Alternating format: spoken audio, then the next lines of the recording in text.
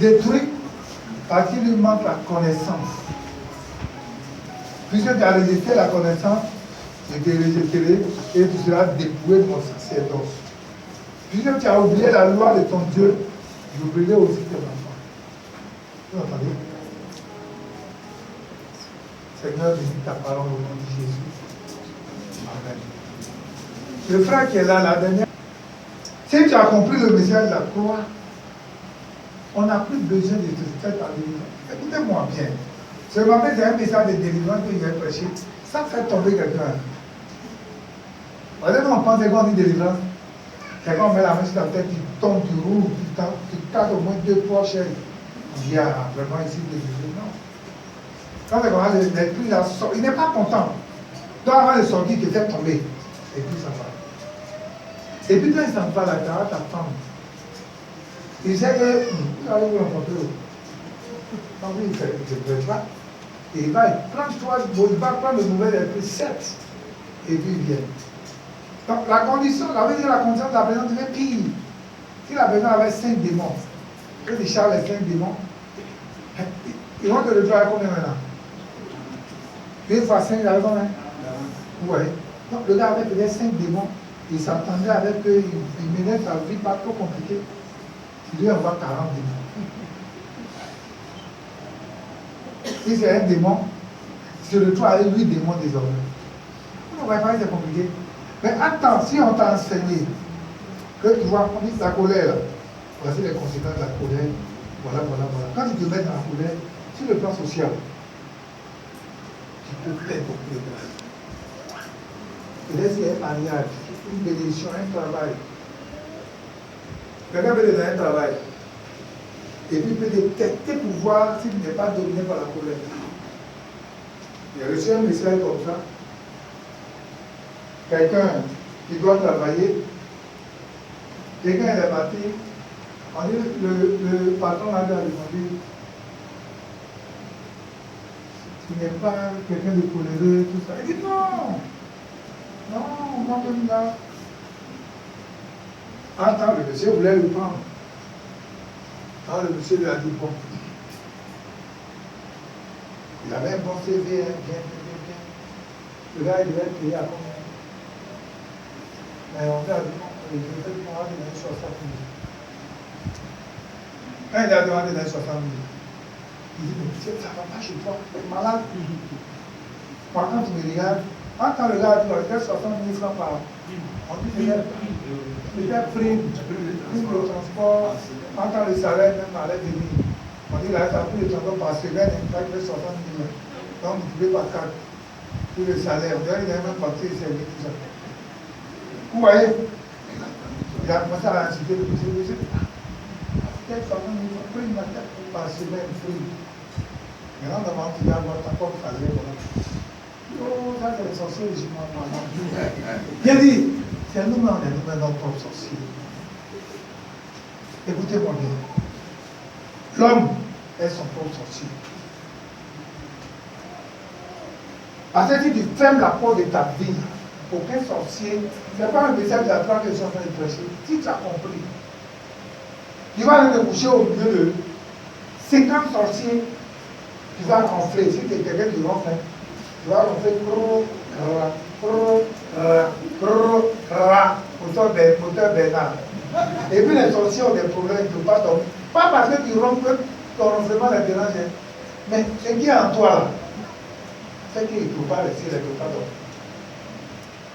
Mais souvent on pense que c'est l'homme qui est l'homme, c'est nous-mêmes. Mais une telle personne là, est-ce que c'est les sorciers? Donc, sur le plan social, là, voilà que je vous appelle. Je prends tous les exemples du mariage. Il veut prier. Et puis Dieu va te dire, bon, quand tu vas aller à l'église là, tu as envoyé ton homme, il va venir s'asseoir à côté de toi. C'est pas vous, quand vous venez à l'église, laissez le serviteur vous faire asseoir. Ne dites pas, je vais aller ici, je vais aller là. Donc tu arrives, le serviteur te prend. Pour le serviteur, tu arrives t'installer là, tu vas. Elle m'a dit, tu es une femme. Il dit, je veux me marier, puis Dieu demande d'avoir ta femme. Et puis tu es là, en train de faire ta adoration, on ne voit pas, on est assis. Et puis l'homme vient, Au moins, il veut s'asseoir et puis il passe sur ton pied. Tu es dominé par l'esprit de colère. Tu es aveugle ou bien? Voilà Marie que Dieu a envoyé là. Parce que le gars il prie, le tu t'en vas où? Et Dieu dit on t'accueille comme ça. Avec une parole, on va te dire tu fous bien. Et puis, Dieu me dit c'est cette femme là, tu vas ta mari. Toi maintenant, tu vas arriver pour. Femme me dit, vas-y, je suis fou. Et je vais partir. Non. Tu n'as pas l'impression qu'il ne va plus venir dans l'église là. Vous voyez? Pas parce que Dieu ne veut pas qu'elle se marie. Dieu a proposé son mari. Mais qu'est-ce qu'elle a fait même? Elle a chassé son mari. Voilà un cas. Ou bien tu vas dans le travail. Et puis tu es insupportable. Pour rien, tu vas faire des histoires à tout le monde. Donc la colère peut t'amener à faire ce travail-là. On dira non, c'est les sorciers. Faites pas les sorciers. Moi, j'ai dit, si les sorciers ne t'ont pas empêché, ou bien même sorciers ne t'ont pas tué quand tu étais dans le ventre de ton maman. Souvent, quand on dit non, t'es un sorcier, maman est sorcière. Écoutez-moi. Moi, j'ai dit aux gens, la Bible dit, honore ton père et ta mère. Et tu auras longue vie. C'est la Bible qui le dit. Mais si ta maman, elle est la chef ou bien voilà de la confrérie du village, ou bien ton père, le chef de la confrérie du village. Toi, ta part, tu fais. C'est de lui donner à manger, tu lui donnes à manger. Quand tu étais dans son ventre, si elle n'a pas pu te tuer quand tu étais dans le ventre, au moment où tu es sorti, jusqu'à on t'a laissé, tu as pu donner ta vie au Seigneur. C'est là que ça va t'écrire. Parce que tu ne crois pas en ce Dieu-là qui t'a appelé. Non. Et depuis le ventre là, jusqu'à ce que tu sors, jusqu'à ce que tu sois converti, c'est simplement pour la grâce. Pourquoi tout le monde n'est pas converti, toi les converti? C'est la grâce de Dieu. Et pendant que tu as la grâce de Dieu sur toi là, que le sorcier va te tuer. La Bible dit dans Colossiens 3:3, nous sommes morts, notre vie est cachée en Christ et Christ en Dieu. C'est-à-dire que nous avons bénéficié de cette double protection. Mais ce n'est pas le chrétien, on ne veut pas arranger nos vies, c'est pas, mais là on souffre. Et puis on dit c'est sorcier, sorcier. Donc vous voyez qu'une telle personne, si tu as enseigné la personne un peu, pour dire qu'il y a une situation, ne te prépare pas. Quand tu vois ton père en train de parler, tu te sors, tu parles.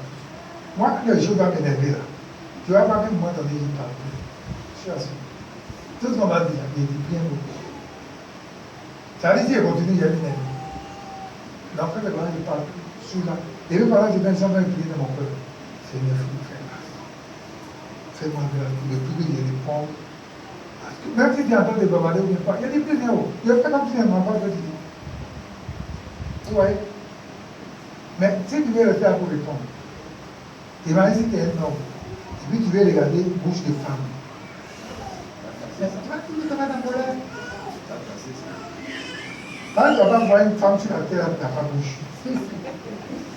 Quand il dit bouche, ça n'est pas bouche qui est là comme ça. Bouche pour bavarder, c'est le cas.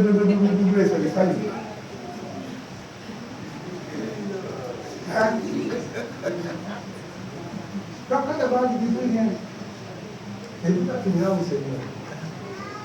C'est pas avant, tu vois, il y a une lobby là. Les femmes lobby, on pète leur comme ça. Puis son mari a un peu caméra. Quand il met comme ça, c'est fait. Et puis tu es là. C'est avec la vidéo. Il dit, ils ont compris. Moi, je pense que c'est des gens qui devraient copier. Hein? Quoi? Et puis peut-être même ça va te permettre d'économiser aussi en nourriture. Parce que les femmes s'entourent. On ne parle plus. Si vous apprenez à ce que je vais vous dire, vous voyez à la situation. Mais quand il dit non, il faut que moi y réponde pour lui montrer qu'il n'a pas à lui montrer quelque chose. Dans le programme, on dit c'est le fou là. Et c'est des amis, ça va. Et puis toi aussi, tu es des amis pour le suivre là. Quand vous devez avoir des mauvais équipes. Et puis toi, on a des mauvais. Lui, il est déjà fou. Allez, vous comprenez. Voilà. Donc, c'est pas une délivrance là, spectaculaire. Que Dieu m'a pas dit, il faut faire ça. Mais je veux enseigner la personne. Une fois la personne comprend de telles choses à un certain niveau, Voilà, la délivrance, on ne peut plus. Hein. Vous allez voir que la vie de la personne est en train d'être transformée. Un peu. Et puis un matin, ça va vous détonner. Voilà. Il y avait des choses qu'on lui reprochait, on a vu reprocher ces choses. C'est ça la vie chrétienne en fait. Chaque année, on doit progresser un peu. Chaque année, on doit progresser un peu. C'est comme si tu allais, on t'a mis au jardin cette année. Petite section. L'année prochaine, tu dois faire une moyenne section. L'année qui suit, tu dois faire une grande section.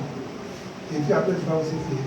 Mais si tu as une grande section qu'on doit avoir, ou bien tu es et puis on va au CPN. Et puis après CPN, là, on dit, mais pourquoi on le ramène encore à la petite section? C'est ça le problème.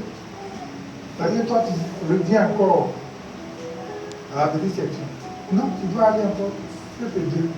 Et tu es en train d'avancer. La vie chrétienne est comme un escalier. C'est pas chaque jour pour toi la raison pour que je suis à quel niveau. Il ne faut pas un bébé. Quand ils sont bébés. Et puis ils sont là, non, il y a plein de problèmes. Il y a des gens qui sont chrétiens, mais ils ne peuvent même pas prier. Ça veut même pas combien une prière pour ça. Dis merci au Seigneur. Recommandez le moment des mains du Seigneur. Demandez pardon pour sa vie. Hein? Implorer la grâce du Seigneur. Si c'est un combat, hein, chasser des esprits et autres, ou s'il y a une situation de lutteur et autres, ce qu'on appelle l'auto-délivrance, pour que tu puisses faire ça, adorer le Seigneur, proclamer la grâce de Dieu. D'ailleurs, même si ça ne même pas fait tout ça. Il dit non, je suis chrétien, il faut que le Seigneur me bénisse. Mais il y a des étapes. Donc, c'est pas ce matin, c'est un programme de délivrance. Dis-moi Amen. Amen. On le fait débat dans la vie. Mon père périt. Voici le manque la connaissance. Et le thème, quand il avait commencé depuis le 23 juillet, je vous avais dit que, vous savez, la Bible dit que le premier Adam ayant échoué, il a suscité un deuxième Adam en la personne de Jésus-Christ. Alléluia. Donc, lui, il a accepté de faire la volonté de Dieu. Parce que le premier Adam a échoué, pourquoi?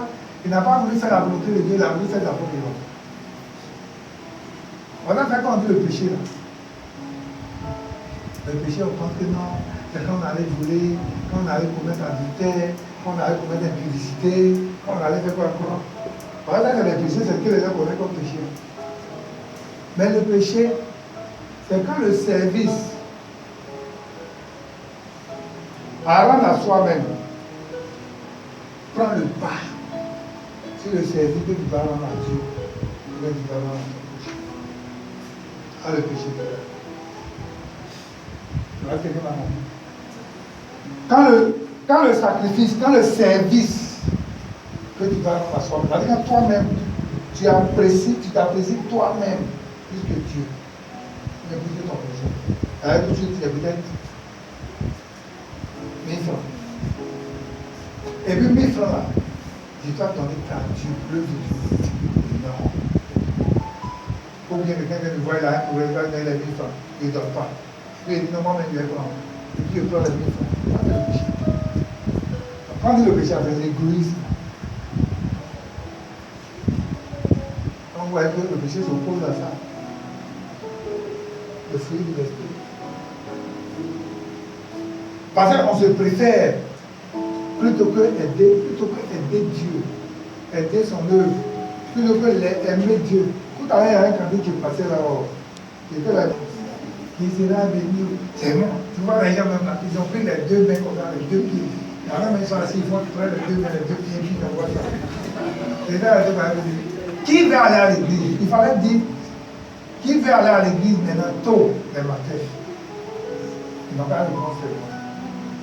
Qui veut te disposer à servir Dieu? Ils n'ont pas réponse seulement. Qui veut venir faire évangélisation le samedi? Ils n'ont pas réponse seulement. Mais quand qui veut voyager? Si tu veux, les gens vont regarder du central, même ceux qui ne dansent pas, regardez. Si vous voyez, ils sont assis, depuis le matin au chant, il est gris, il est là, il a faim. Maintenant, s'il vient bénir, en même temps, il se dit, pendant tout le temps, on chantait, il était assis, il n'était pas concerné. Vous voyez, non? Maintenant, on dit, qui va adorer le Seigneur? Qui veut donner sa vie véritablement au Seigneur? Qui veut un sacrifice? Le Seigneur dit, qui enverrai-je? Qui va t'envoyer? La personne. Mais quand on dit, qui va bénir chrétien? Quand on dit qui va bénir? Mais quand Dieu donne les conditions pour être béni, ils ne veulent pas. C'est ça, je ne comprends pas aussi. Les gens veulent aller au paradis. Mais on dit, s'il veut mourir, il n'y en a pas. Mais si on ne veut pas, on va au paradis comment? Hein? On n'attend pas.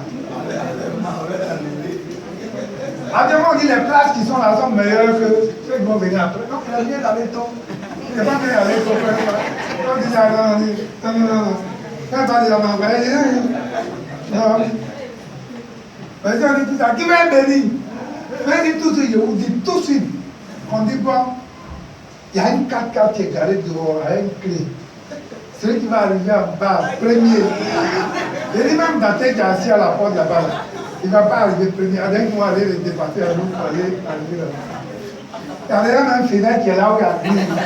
Ils vont passer par ici. Il y a des gens qui vont passer par Fenêtre qui est là pour arriver. Et quand on dit qu'il va venir arriver tous les matins, il va s'en payer plein pour manger. Alléluia. Voilà, là, il disait que le premier Adam avait échoué à cause de quoi? On a de l'obéissance. Hein? Le premier Adam, pardon. Donc, le deuxième Adam, lui, il a accepté de faire la volonté du Père. La Bible dit qu'il a été obéissant jusqu'à la mort de la croix. Et c'est quoi la Bible nous dit que, par cette obéissance aussi, il a été quoi? Il a été soudainement élevé. Et c'est en son nom que il a été obéissant jusqu'à il est mort. Et il a été un substitut pour nous. Alléluia. Donc il a payé la dette à notre place. Il fait qu'aujourd'hui, au lieu que nous, c'est nous qui devons être tués, c'est nous qui devons être sacrifiés. Mais lui, il a payé le prix pour nous. Il a payé le prix pour nos péchés une fois pour toutes. Alléluia. Donc on a dit que ce sacrifice-là, c'est un sacrifice non répétitif. Un sacrifice qui a été fait une fois pour nous. Avant, le sacrifice, là, le parent faisait ça tous les jours. On payait mouton, cabri. Mais le sacrifice avec Jésus, ça a été une fois pour toutes. Le dernier sacrifice. Alléluia. Alléluia. Et on disait que c'est un grand salut. C'est un salut qui est éternel. Un salut qui est grand. Et je disais que ce salut-là, comme il est complet, donc il a à la fois, il est à la fois complet, comblé, et il a les aspects, il a à la fois spirituel et physique. Donc sur le plan spirituel, nous bénéficions, il y a le tombé de ce salut dans les salut. Et sur le plan aussi physique. Et il a dit que ce sacrifice à la croix là, nous fait quoi? Nous donne 13 privilèges. Nous donne 13 privilèges. Et les 13 privilèges, ou bien 13 bénéfices, ou bien 13 prérogatives. Ça veut dire 13 choses que, par le sacrifice de Jésus, là, nous avons ça directement. On a eu le premier élément, on a dit quoi? C'est la justice. Hein? On dit par le sacrifice de Jésus, nous qui étions pécheurs, nous devenons justes. Amen. Voilà, donc c'est le premier élément, on a dit, c'est la justice. Le deuxième élément, c'est quoi? Le baptême en Christ. Hein? Le baptême en Christ. Le baptême en Christ, tu veux dire quoi? Profane. Et désormais, nous sommes sacrés. Alléluia. Voilà. Et après, on a quoi? La vie éternelle, tu veux dire quoi? Désormais, nous avons la vie. Cette vie-là est éternelle. Ça veut dire que nous, autant que nous sommes ici, là, tout le monde a appelé à mourir. Et si tu as donné ta vie au Seigneur, tu bénéficies de la vie éternelle. Ça veut dire que quand tu meurs, tu n'as plus sur un jugement. Hein? On dit que tu es né 2 fois.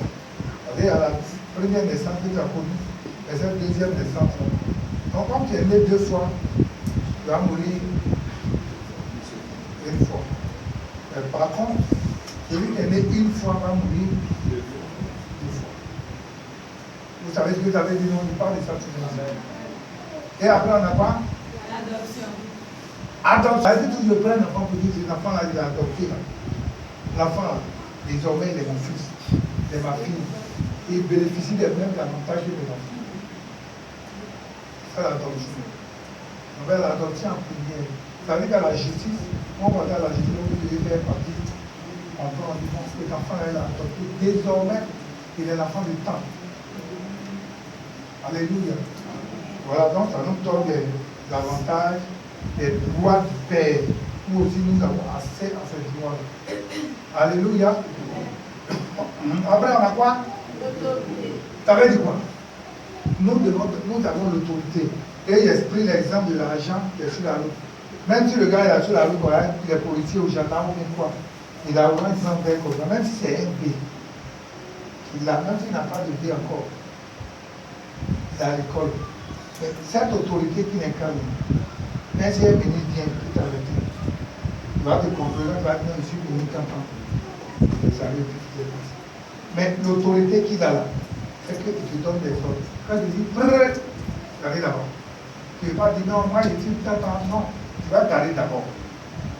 Et quand tu vas te présenter après, il va dire, ah oui, donc, on donne des ordres. Donc, en tant qu'enfant de Dieu, là, en tant que chrétien, nous avons l'autorité. C'est pas Luc 10, verset 19. Je vous ai donné le pouvoir, l'autorité. Ça dit qu'il dort la nuit. Et il t'entend des bruits, dans ma chambre. Ça allume, tu ne vois rien.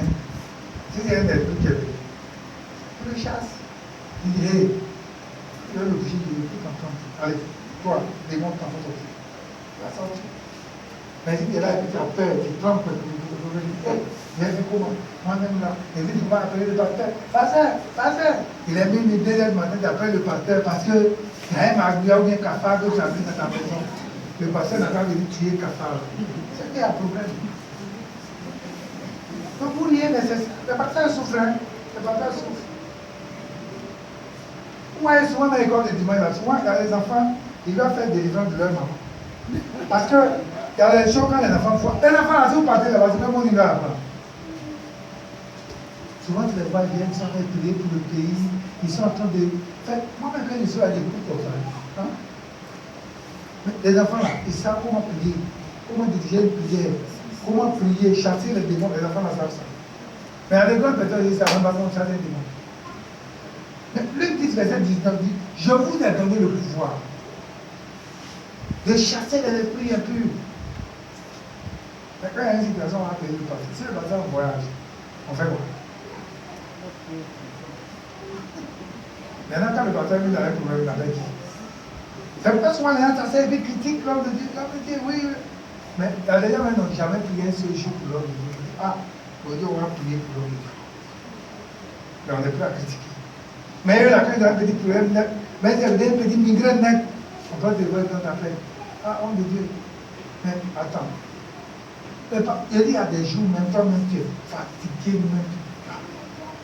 On est là, on tient, on fait l'effort, on tient. Alléluia. Donc l'autorité qu'on a là, on ne va pas négocier. Les gens disent, il va dire non, démon, pardon, il faut sortir. Non, démon, tu ne vas pas pardon. Tu lui donnes, c'est les ordres. C'est pas une autorité, tu lui donnes des ordres et puis il obéit. Dans le nom de Jésus là, nous avons le pouvoir. Mais c'est le pouvoir là, on ne négocie pas. Les gens préfèrent laisser ce pouvoir là et puis aller prendre l'eau bénite, venir mettre dans leur maison. L'eau bénite là n'a qu'à faire combat dans la maison. Ça c'est bougie. Ou bien on va allumer ensemble. C'est ensemble, tu n'as rien compris encore. Alors on fait bougie avec plein de paquets et puis ils allument. Ah, vraiment. Nous avons l'autorité. L'autorité là, ce que tu dis là, les gens obéissent. C'est comme dans l'armée. Où est l'armée? Dieu prend l'image, c'est pas qu'il est l'éternel des armées. Il prend l'armée pour expliquer quelque chose. L'armée là, j'ai dit toujours, si ton fils, si Tani qui est là, il va dans l'armée, que Tani devient mon chef. Prends un exemple, hein. Dès qu'il y a un galant inférieur au galant de Tani. Quand Tani vient là, je le vois, là, matin, il veut quitter la maison chez moi, on va ensemble. Et si on arrive, moi, je suis ça dans la cour, mais quand le Tani arrive, je vais commander le gala. Il va aller vers lui, il va aller le saluer. Je vais le présenter à un chef, tant ou bien, selon mon galant. À vous autres, mon colonel, mais à vous, mais déjà mon général, ou bien à vous autres, mon général. Parce qu'il est chef. Ouais, c'est tellement simple. Ça veut dire, il vient mais il n'a même pas ouvert la bouche. Mais c'est l'autorité qui l'incarne là. On le donne tout ça. Dieu prend ça.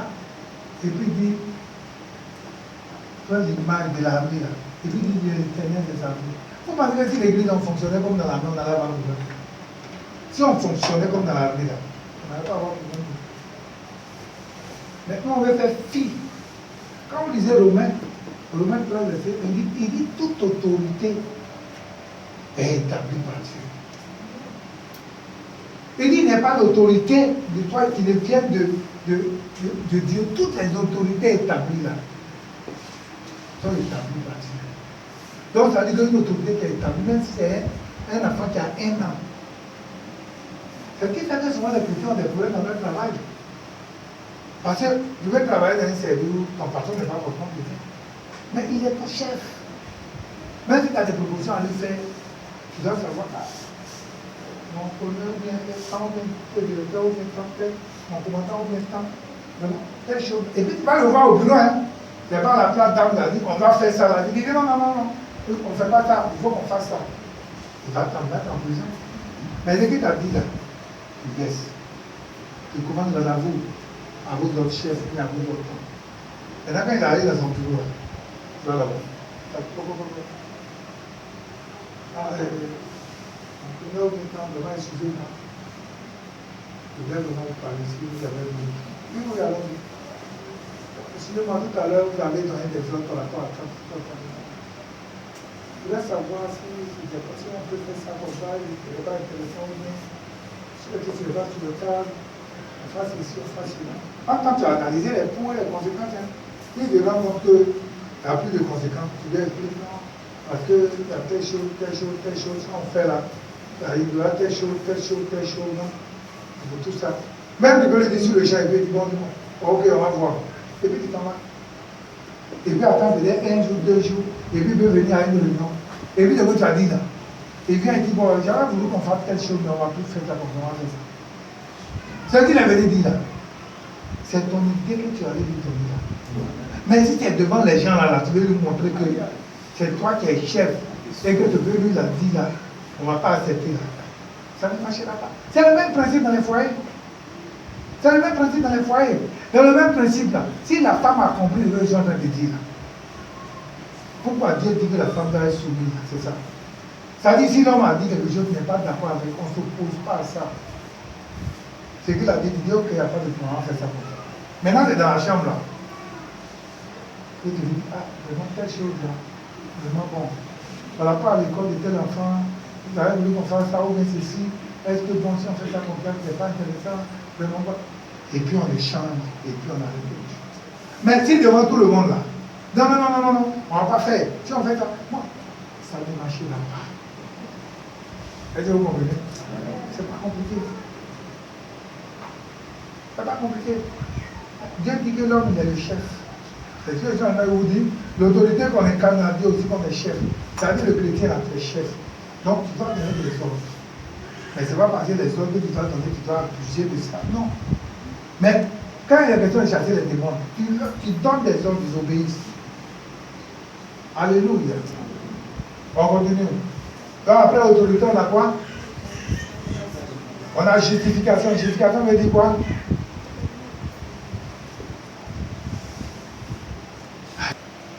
Quand on dit justification là, la Bible dit quoi? Il n'y a plus de raison.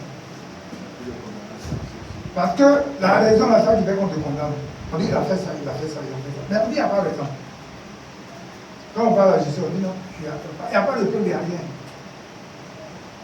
Donc c'est ça la justification. Donc nous sommes placés en dehors de quoi toute charge qui pesait contre nous. Alléluia. Et c'est par le sang de Jésus. C'est pourquoi si tu as compris la croix, ce que Christ allait faire à la croix, si tu as compris ça, tu ne vas plus aller chez Marabout. Parce que les chrétiens ils sont arrivés et puis ils vont chez Marabout. Si tu n'as pas encore compris, quand on voyait des gens qui viennent à l'église, qui avaient dit les pasteurs, et puis le matin, après 12 ans, ils retournent dans le monde. Il dit, lui, il est venu en Jésus, il n'a rien eu. C'est quelqu'un qui n'a jamais été converti. Si on dit quelqu'un qui a été converti, tu tu as connu Jésus, tu as goûté ce qu'on appelle la vie éternelle, la vie chrétienne, le royaume. Tu ne peux pas venir un matin et lui dire non. Qu'on va tromper. Tu n'as pas trompé. Elle demande à dire ça, il est ici. Si on a assis, ça ne marche pas. Situation qui constituait une raison que le diable devait utiliser pour nous. Après ça, on a quoi? Christ en nous veut dire quoi? C'est tout de suite là. On veut t'attraper, si tu veux t'attraper, on veut te fuir, tu vas à l'ambassade d'Afrique du Sud. Dès l'instant que tu rentres à l'ambassade d'Afrique du Sud, c'est comme si tu es en Afrique du Sud. Un policier ou un général ne peut pas rentrer là-bas pour aller te prendre. Donc nous aussi, nous sommes une ambassade de Christ sur terre. Ça veut dire que tu es sur la terre ici, mais en réalité, toi, tu es un citoyen du ciel. Ça veut dire que, en haut là, tu représentes une ambassade sur terre ici. Donc tout ce que tu vas dire là, tu dépends du royaume. C'est pourquoi la Bible dit que, autant d'Isaac, il avait la famine. Isaac a regardé, il dit, ah, il y a la famine, moi je vais quitter ici, je vais aller en Égypte. Il a dit, hé, tu vas aller. Toi, tu sais pas que tu es un citoyen du ciel. Ce que tu dis là, ça non, ça se passe. Ce que tu ordonnes là, t'as compris. Au lieu d'aller en Égypte, où tu es ici là, il faut se dire. Il ne faut pas aller pour dire non, les temps sont durs là, il faut qu'on reste dans les enfants. Hein? Amen. Répondez-moi. Les temps sont durs là, la femme qui va au bébé là, ça marche pas. Ambassade sur terre, une ambassade. Alléluia. Donc c'est une grâce que nous avons. Donc nous sommes un territoire délimité. Tu allais entendre moi où tu es comme ça là. Tu dis aucun démon ne doit t'approcher de toi. Aucun démon ne doit. Il va venir jusqu'à lui. Quand il arrive là, il est bloqué. On lui dit, mais allons-y pour les gens. Il y a un feu qui me brûle déjà. Ça veut dire qu'ils n'ont même pas encore arrivé chez toi. Hein. Mais il sait un feu. Si tu sais qui tu es, frère, c'est pas les gens savent pas. Ils sont là, ils m'ont checké, ils m'ont placardé, et puis quand ils ont fini, ils rentrent. Et puis ils disent non, Satan veut les tuer. Mais si tu sais que tu es une ambassade, Satan va t'approcher de toi. Il va passer par où s'approcher de toi. Parce que vous s'approcher de toi, il faut qu'il enlève Dieu d'abord. Il enlève Jésus d'abord. Pour avoir accès à toi. C'est ça une ambassade pour Christ. Tu es une ambassade. Hein? Une ambassade de Christ sur terre. Tu n'as pas compris ça, tu vas souffrir. Donc sur terre, là, ça veut dire où je suis, ça veut dire comme je suis le ciel. Ici, je suis là, je suis le ciel. Donc je dois fonctionner en fonction des lois, les lois du ciel. C'est pourquoi Dieu a dit à Job, il dit qu'il connaît les lois du ciel. Job, mais tu vas régner sur la terre. Mais si tu ne connais pas les lois du ciel, tu vas souffrir. C'est ce que tu avais dit. Quand vous voyez la grenouille, il souffle là. Tu ne connais pas les lois du ciel. Nous sommes une ambassade. Tous ces éléments là, si vous connaissez tout ça là, tu vas voir, tu perds le temps de prière et puis tu prends un cas. Tu dis, bon, Christ à moi. C'est pas quand on vient à l'église prier, non. Il dit, Christ à moi. Seigneur, tu as dit que je suis une ambassade. Donc, où je suis là, où je suis venu au village avec mes enfants, aucun sorcier ne doit s'approcher de ma maison. Moi, quand j'arrive au village, je descends, je dis, Seigneur, tu as dit tout le que fleura la plante de nos pieds, tu nous donnes la position. Je suis dans ce village. La Bible dit que l'armée syrienne venait attaquer Élisée. C'était à Dothan. Élisée a fait une prière. Son serviteur Géasi était déjà affolé quand il a vu les gens. Il dit, on est mort. Élisée dit, allez, il faut te calmer. Il dit, ceux qui sont en nous là, ceux qui sont en nous, tu ne les vois pas. Ceux qui sont avec nous, tu ne les vois pas. Il dit, ceux qui sont avec nous sont plus nombreux que là-bas. Quand il a ouvert ses yeux, on dit que c'était les chars de feu qui les entouraient. Et il a dit, Seigneur, viens les aveugler. Ceux-là, donc quand tu aveugle, il ne faut plus me voir. Ils sont tombés aveugles. Élisée a vu qu'on va passer au milieu d'eux. Il dit, attrapez-vous les mains. Ils ont attrapé les mains, il dit, suivez-moi. Ils ont suivi comme ça, ils disent, ils sont arrivés en Israël. Il dit, Seigneur, ouvre les yeux. Ils ouvrent les yeux. Ils ouvrent les yeux. Ils ouvrent les yeux. Ils sont en Israël. Il dit, oh, on est mort. Il dit, non, vous n'êtes pas mort. Le roi dit, il va les tuer. Il dit, tu vas les tuer. Pour le donner, ils vont retourner chez eux. Mais où est non? Pasteur Élisée, c'est qui il est? Géasi là. Si tu veux être comme Géasi, frère. Faut pas être comme Géasi, faut dire à ton voisin, faut pas être comme Géasi. Faut pas être comme Géasi. Mais Géasi, il aime l'argent aussi, hein. Faut dire à ton voisin. Faut pas être comme Géasi, hein. Parce que là, il y a tout dedans. Hein? Il est peureux, un affolé, et puis il aime l'argent. Donc il y a tout ça. Donc, voyez. Donc on va continuer. Tout ça qu'on a fait des révisions, et on va voir peut-être 2 éléments, ou 3 éléments, le temps est déjà parti. Le R. Donc la rédemption veut dire quoi? Racheter. La rédemption, c'est le rachat. Donc nous avons été rachetés. Donc nous sommes sortis de toute autre propriété. Ça a tout ce qui était propriété. Moi-même, on est comme dans une case. Je suis en train de dire ce matin que tu es sorti de toute propriété. Personne n'a la main sur l'alliance, ne peut suivre. Donc tu es sorti de toute propriété, tu es sorti de tout joug. À partir d'aujourd'hui là, on me dit, nous-mêmes dans ma famille là même, on dit, si tu dis ça, c'est que tu n'as rien compris. Il faut dire désormais rédemption. Donc rédemption veut dire quoi? Je suis racheté. Donc je suis sorti de quoi? De tout ce qui est propriété, tout ce qui est joug. Donc désormais là, je suis sorti de tout joug. Je suis sorti de toute déportation, toute captivité. Ça veut dire qu'on avait prison là. Il faut dire, moi je ne suis plus dans prison. C'est quelqu'un. Je suis sorti de tout joug, de toute prison, de toute déportation. Alléluia. De toute captivité, de tout fardeau. Quel est le fardeau? Nous-mêmes dans notre famille, là même, vraiment, il n'y a pas quelqu'un qui peut travailler. Il n'y a pas quelqu'un qui peut. Moi, je dis ces choses. La Bible dit que la famille de David était une famille de bergers. Il était tout le temps derrière les troupeaux. Lorsque Dieu a manifesté sa grâce avec David, David est devenu roi. À part de cet instant, sa famille n'était plus famille de bergers, c'était une famille royale. Quand il a crié, il dit Seigneur, par David, tu as changé l'identité de sa famille. Moi aussi. Tu changes l'identité de ma famille par moi, par mon canal. De la même manière, tu as fait avec David.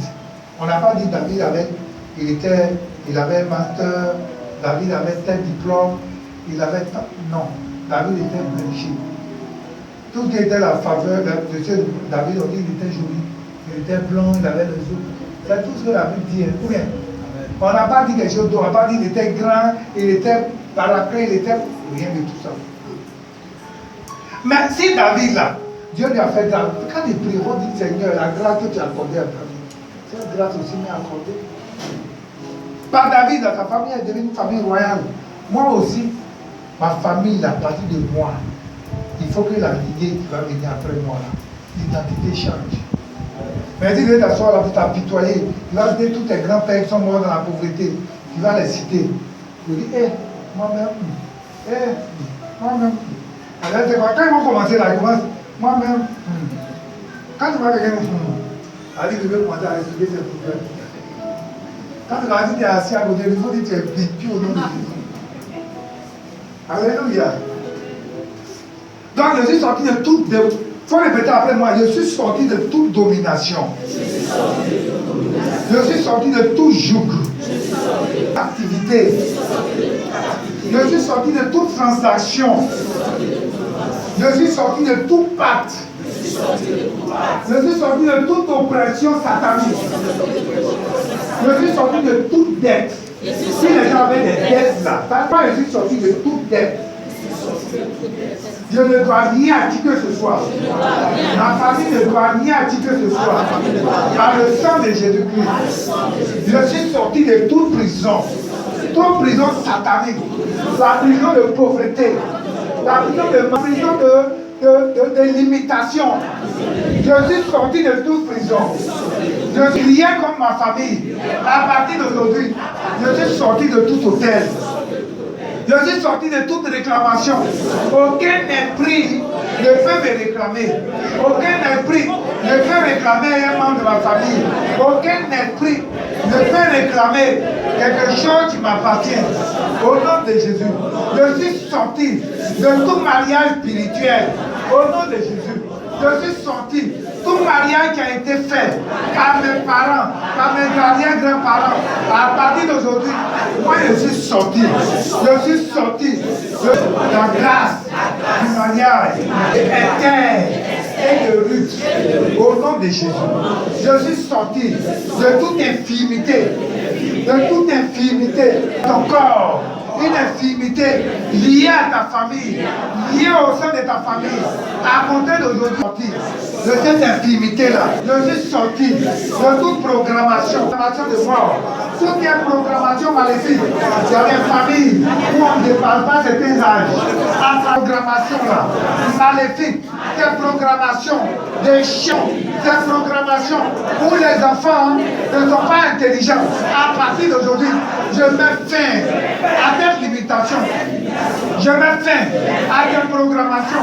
Au nom de Jésus, si j'ai souffert avant de réussir mes enfants, je refuse que mes enfants souffrent avant de réussir. C'est pourquoi j'admets qui a été faite sur mes enfants. Au nom de Jésus, au nom de Jésus, je suis sorti de tout cadenas spirituel, tout cadenas qui avait été scellé à mon nom, qui avait été scellé. Je brise ce cadenas et je proclame la sortie de ma famille de ce cadenas satanique, spirituel. Au nom de Jésus, je tourne le tard satanique. Je prophétise par mon Dieu d'aujourd'hui. Je ne suis pas en retard. Je ne suis pas en retard. Avec Christ, je rachète. Je tout voile. Satanique, célibat, de malédiction, voile, de pauvreté. À partir d'aujourd'hui, je suis sorti de tout voile diabolique. Au nom de Jésus, je suis sorti de toute fixation maléfique. Ma vie et moi sommes sortis de toute fixation, de tout qui est maladie. À partir d'aujourd'hui, maladie, libère ma famille. À partir d'aujourd'hui, maladie, libère ma famille. Tout esprit qui a été mandaté contre ma famille pour programmer des crises, je refuse. Pour programmation d'ABC contre ma famille, je refuse. Pour programmation maléfique contre ma famille, au nom de Jésus, toute maladie, je refuse. Je refuse. Je refuse cela. Je refuse dans ma famille. Au nom de Jésus, au nom de Jésus, je sors de tout lien maléfique. Je sors. Vous l'avez chanté ça. Et moi je sors des liens de l'échec, moi je sors des liens du faiblesse, moi je sors des liens de la pauvreté, moi je sors de Jésus.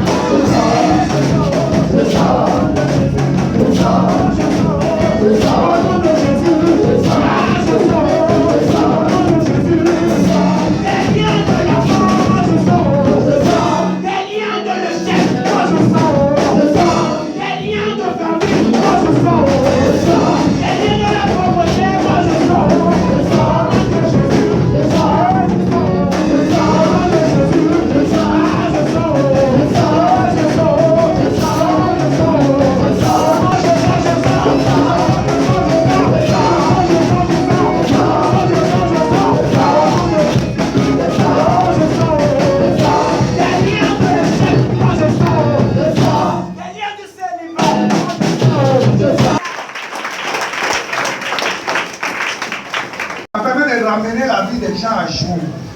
C'est-à-dire qu'il faut arrêter de dire non, nous-mêmes. C'est-à-dire les yeux physiques là, que tu prenais pour regarder dans ta famille, et puis tu voyais, oui, la souffrance, tu vois les situations. Je veux que tu regardes les situations désormais de façon spirituelle. Donc c'est un exode. Tu sors d'une situation où le peuple d'Israël est sorti d'Égypte, de l'esclavage.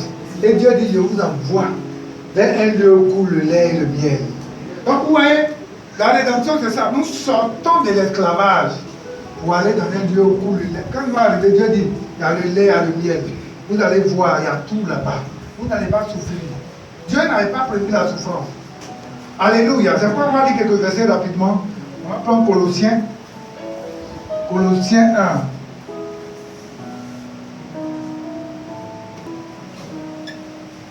Oh,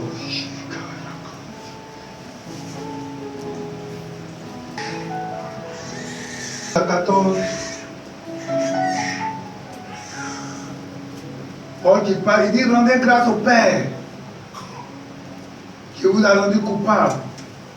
Vous voyez les élèves, pourquoi vous dites de méditer la Bible, vous voyez comment on a rendu ici. Capable d'avoir part à l'héritage des saints dans la lumière. Donc vous voyez, Dieu nous a rendu capables. Donc nous qui étions autrefois ténèbres, Dieu nous a rendu capables d'avoir part à l'héritage.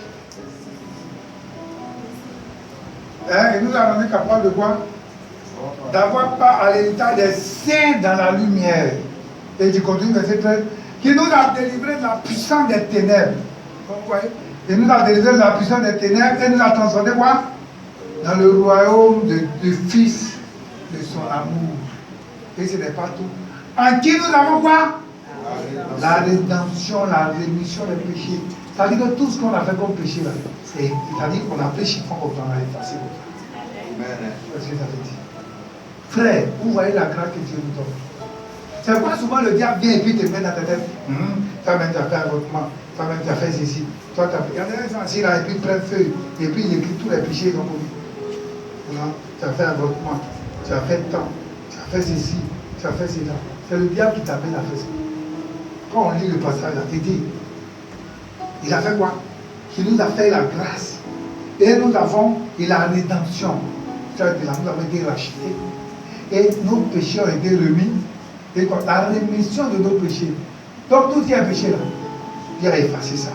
Il l'a mis dans la mer des oubliés.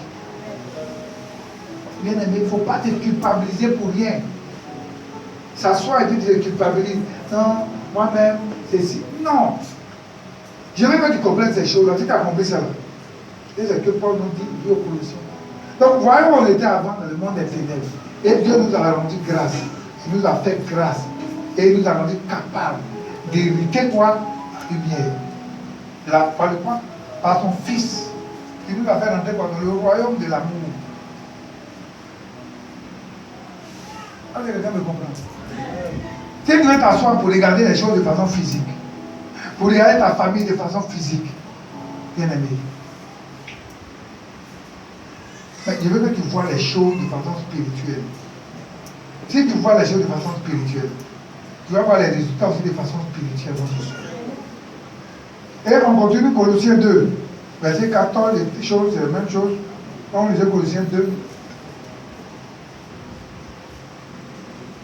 Colossiens 2, verset 14 dit, il a effacé l'acte. C'est-à-dire, c'est comme si on a pris un acte comme ça, on a dit, bon, à partir d'aujourd'hui, tant, va aller en prison. C'est l'acte qui a été pris là. Mais on dit, il est venu, il a fait quoi? Il a effacé. Imagine que la sorcellerie a écrit un acte contre toi pour dire, je prends un exemple, bon, X là, il ne va pas réussir dans la vie, il ne va pas travailler, il ne va pas se marier, puis là, il va souffrir, lui et puis sa famille. Voilà l'acte que le monde de la sorcellerie a pris. Mais dès l'instant tu donnes ta vie nette là, ça là, Colossiens, c'est ce que le Colossien après nous dit là. Il dit, il a effacé l'acte dont les ordonnances nous condamnaient. Donc, ce que les gens vous disent là, ce qu'on a appris là, ça nous condamnait non. Mais on dit, il a effacé ça. L'acte dont les ordonnances nous condamnaient qui subsistait contre nous. Et il a détruit en faisant quoi? Pour moi à la croix. Donc, à la croix là, quand ils ont coulé dans tes pieds, on l'a mis dans la croix là. La croix là, ça efface tout ce que le monde des ténèbres avait arrêté contre nous. Bien aimé. Donc pourquoi ce monde est là comme ça? Non, il y a des gens qui vont aller chercher à se renseigner. C'est pas manque de connaissances avant dit. Il faut aller se renseigner à les parents. Bon, est-ce qu'il n'y a pas eu ceci?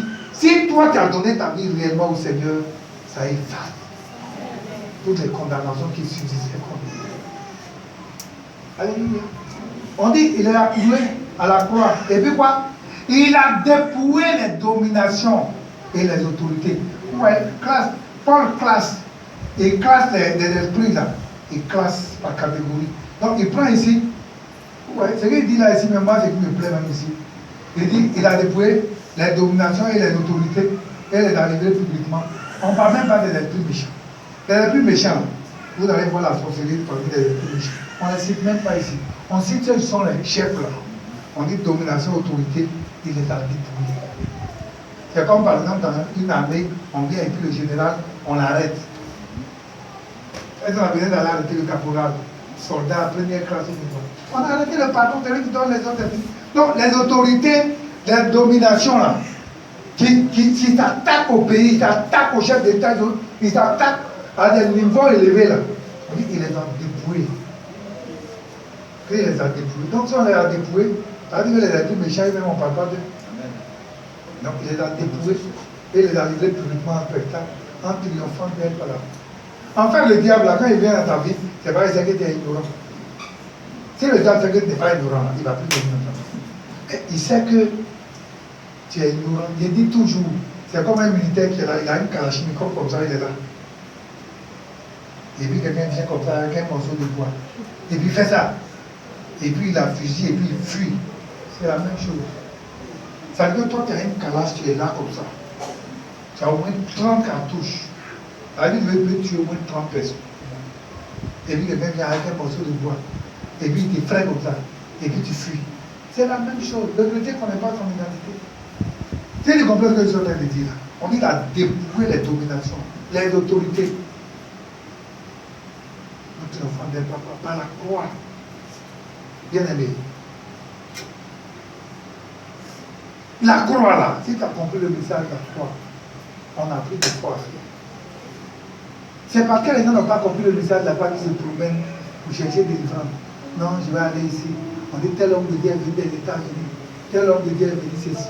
Je vais vous dire une chose, la Bible dit. Dieu n'exonte point le pécheur. Mais celui qui fait sa volonté, Dieu l'écoute.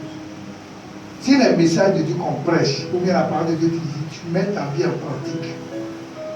Bien aimé, on n'a pas besoin de Dieu pour chercher des délivrance. Maintenant, un homme de Dieu n'a qu'à venir aussi, il n'a qu'à quitter sur la lune.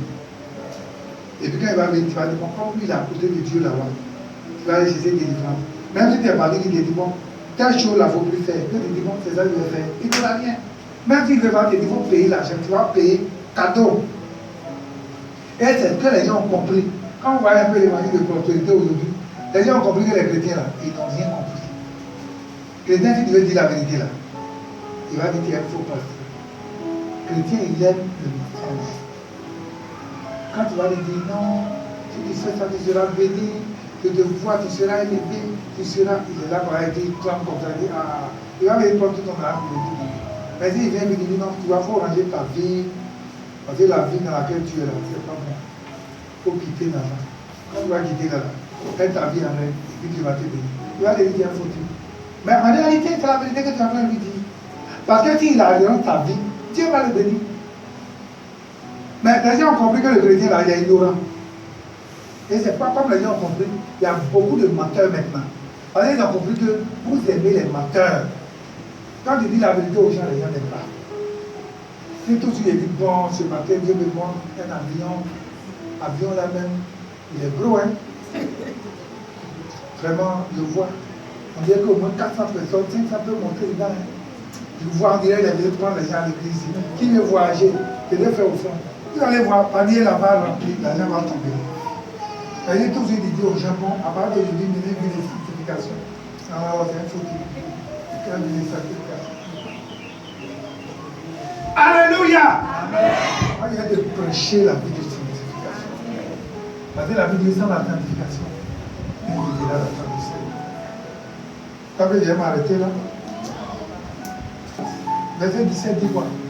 Il dit tout âme forgée contre nous sera sans effet. Parce qu'à la croix, Jésus a déjà réglé tout ça. Donc tout âme, ça dit moi je suis assis là, et puis les gens vont sortir, ou bien on va voir un marabout, non, il n'a qu'à me faire ceci et autres. Mais ils sont en train de gâter leur argent, c'est ce que tu as dit.